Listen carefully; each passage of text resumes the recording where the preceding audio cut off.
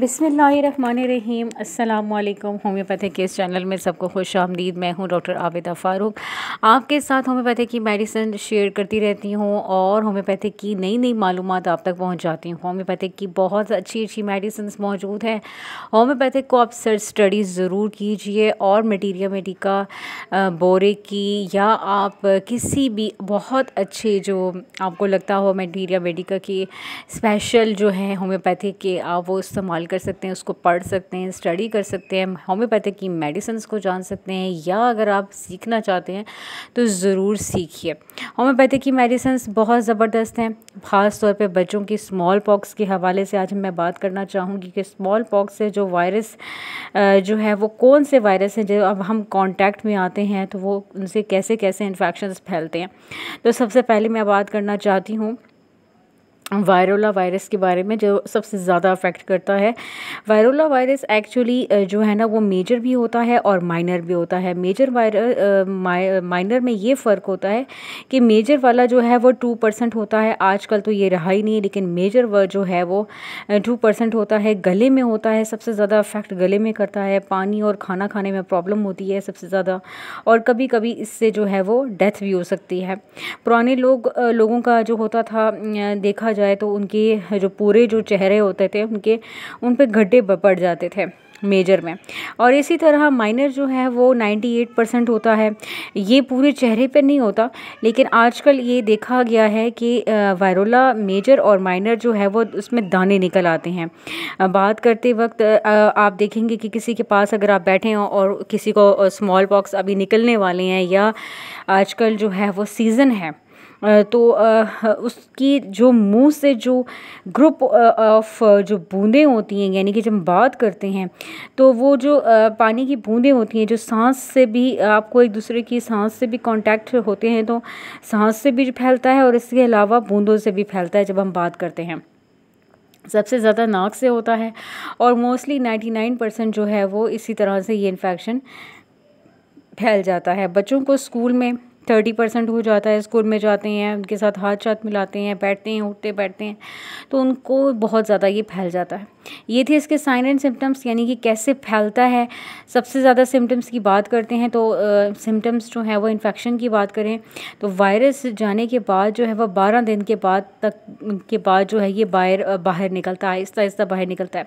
इसके sign and symptoms ये कि किस तरह से बाहर निकलेगा कि इसकी जो इंक्यूबेशन पीरियड है, आपको गले में खराश महसूस होगी। सबसे पहले बुखार जो है वो 98 फ़ारेनहाइट से लेके A101 फ़ारेनहाइट तक रहेगा। खांसी होगी, चिड़चिड़ापन हो जाएगा और फिर वॉमिटिंग या डायरिया वगैरह हो सकता है। इसके अलावा सर्दी खांसी हो सकती है। 24 घंटे के अंदर अंदर आपको आहिस्ता आहिस्ता बुखार कम होगा। फिर आपकी टंग पे रैशेस आना शुरू हो जाएंगे।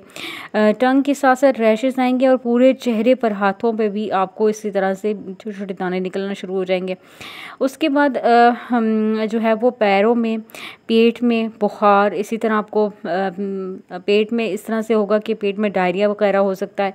वॉमिटिंग भी हो सकती है, जो कि आहिस्ता आहिस्ता ठीक होता जाएगा कुछ दिनों तक, क्योंकि इसका टाइम पीरियड जो है वो 14 to 15 डेज़ तक होता है, इतना ज़्यादा नहीं होता।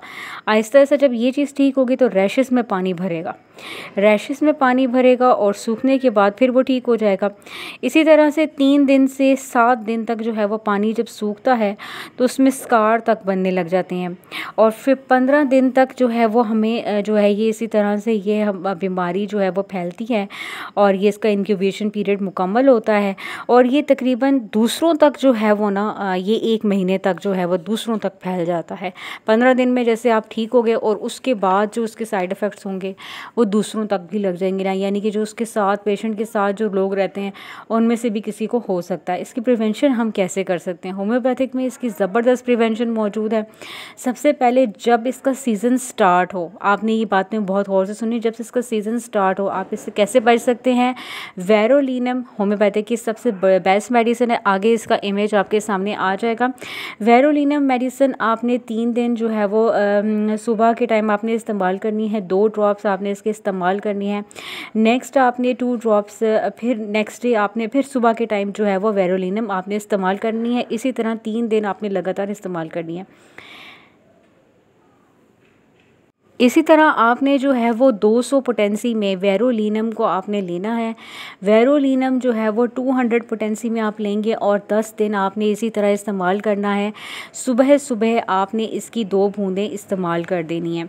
आपने इसी तरह इसका कंटिन्यू करना है जब तक इसका सीज़न जो है ना वो ख़त्म नहीं हो जाता। आपने वेरोलिनम मेडिसिन 200 पोटेंसी में आपने 10 दिन तो पहले लगातार लेनी है और उसके बाद जैसे ही सीज़न इसका स्टार्ट होता है मतलब ये कंटिन्यू रहता है जब तक ख़त्म नहीं होता, आपने इसको आगे भी कंटिन्यू करना है। 95% से तक आप जो है ना वो इस बीमारी से सेव हो जाएंगे। यानी कि अगर आप ये इसको वेरोलिनम को अगर आप इस्तेमाल करते हैं, ये तो मैंने आपकी प्रिवेंशन के लिए बताई है, बच्चे बूढ़े बड़े सब इसका इस्तेमाल कर सकते हैं और इसके कोई साइड इफ़ेक्ट्स नहीं है। इसके अलावा वेरोलिनम मेडिसिन जो है वो 30 पोटेंसी में आप इस्तेमाल कर सकते हैं। अगर आपको सुबह और शाम मतलब या अब आपको जब हो गया है तो आपने किस तरह से इस्तेमाल करना है, ये वो तरीका है मैं आपको बताती हूँ कि जैसे ही आपने सिम्टम बेसिस के ऊपर देखना है कि वेरोलिनम आप में 30 पोटेंसी आपने ली, आपको स्मॉल पॉक्स हो गए, आपको सिम्टम्स आना शुरू हो गए, 15 डेज़ से सुबह और शाम आपने 6 to 7 डेज़ तक आपने जो है वो आपने ये लेनी है वेरोलिनम 30 पोटेंसी में। 6 से 7 दिन आपने लगातार लेनी है। उसके बाद आपको बुखार दाने नहीं निकलेंगे, कम मतलब अगर निकलेंगे भी तो कम होंगे। लाल दाने हैं तो जो है वो कम कम निकलेंगे और बाहर ज़्यादा नहीं निकलेंगे। वेरोलिनम 30 आपने फ़ौरन ले लेनी है जिससे जो है वो आपको जो है वो दाने कम निकलेंगे और बुखार भी कम होगा। इसके अलावा बेस्ट मेडिसिन जो बुखार के लिए है अमूमन यूपेटोरियम पर्फ है।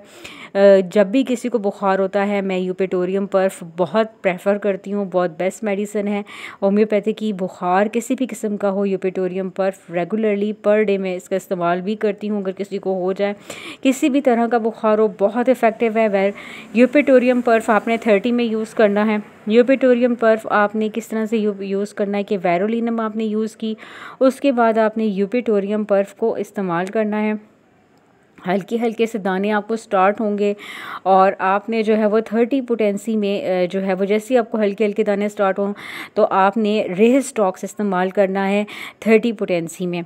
और फिर उसके बाद जैसे ही आपको उसकी खुजली कम होने लगे, ख़ारिश कम होने लगे, तो कमज़ोरी अगर आपको फ़ील होने लगे इसमें जो है वो स्मॉल पॉक्स में, तो जलसीनियम 30 का आपने इस्तेमाल कर लेना है। जलसीनियम 30 का भी इमेज आपके सामने होगा, आ जाएगा थोड़ी देर में। जलसीनियम 30 का इस्तेमाल आपने करना है। इसके अलावा अगर आपको दाग धब्बे होने लग जाएं जो कि अमूमन रह जाते हैं और फिर बहुत बुरे लगते हैं, एंटीमोनियम क्रूड जो है वो आपने इस्तेमाल करनी है 30 पोटेंसी में। दाग या स्कार आ जाते हैं उसके आपने 2 ड्रॉप्स लेने हैं, या स्कार आ जाएँ तो आपने 2 ड्रॉप्स इसके आपने लेने हैं। दिन में 3 दफ़ा एंटीमोनियम क्रूड का इस्तेमाल करना है। तो ओवरऑल समरी ये है कि जब निकल आए और स्मॉल पॉक्स तो आपने जो है वो वेरोलिनम 30 इस्तेमाल करनी है और उसके बाद ये वेरोलिनम 30 जो है वो बुखार कम और दाने कम निकलते हैं। इसके साथ साथ आपने यूपेटोरियम पर्फ इस्तेमाल करनी है। ये 2 मेडिसिन आपने इस्तेमाल करने के साथ साथ जब हल्के हल्के दाने स्टार्ट आने लग जाएँ तो आपने रेह स्टॉक्स का इस्तेमाल करना है, जिसमें जो है वो पानी जब भरना शुरू हो जाता है दानों के अंदर तो आपने रेह स्टॉक्स जो है वो 30 इस्तेमाल करनी है। और उसके बाद जैसे ही खुजली कम होने लगे तो आपने जो है वो अगर आपको कमज़ोरी महसूस होती है तो आपने जलसीमिन इस्तेमाल करनी है। जैसे जैसे जो जो सिम्टम्स होंगे आपने 15 डेज़ के अंदर अंदर जो है वो ये मेडिसिन इस्तेमाल करनी है। ये है स्मॉल पॉक्स की सारी डिटेल आपको मैंने बता दी कि स्मॉल पॉक्स से आपने प्रिवेंशन किस तरह से करनी है। और होम्योपैथिक की जो मेडिसिन है वेरोलिनम, ये आपको इजीली होम्योपैथिक शॉप से मिल जाएगी। और इसके अलावा वेरोलिनम मेडिसिन आपको इजीली ऑनलाइन भी आप इसको बाय कर सकते हैं। और ऑनलाइन बाय करने का तरीका बहुत आसान है कि आप किसी भी होम्योपैथिक शॉप पे का जो है वो ऑनलाइन एड्रेस आप देख सकते हैं, वो आपको इंटरनेट से मिल जाएगा। या फिर आप जो है वो मैं आपके साथ शेयर कर दूंगी, डिस्क्रिप्शन बॉक्स में इसका लिंक डाल दूंगी, वहाँ से भी आप जो है वो बाय कर सकते हैं। अगर आप मुझसे बायर से पूछ रहे हैं या देख रहे हैं तो आप मेरे चैनल पे अगर न्यू हैं तो मेरे चैनल को ज़रूर सब्सक्राइब कीजिए और दूसरों तक ज़रूर शेयर कीजिए। और इसके साथ साथ बेल आइकन भी होगा, उसको भी ज़रूर दबाइए ताकि हर नई आने वाली वीडियो जो है वो इन्फॉर्मेटिव वीडियो आप तक ज़रूर पहुँचे। और आप इसी तरीके से मेरे चैनल को लाइक भी कीजिए, सब्सक्राइब भी कीजिए और जो है वो अपना फ़ीडबैक ले देना मत भूलिएगा। इसी तरह अपनी दुआओं में याद रखिए। ओके, अल्लाह हाफ़िज़।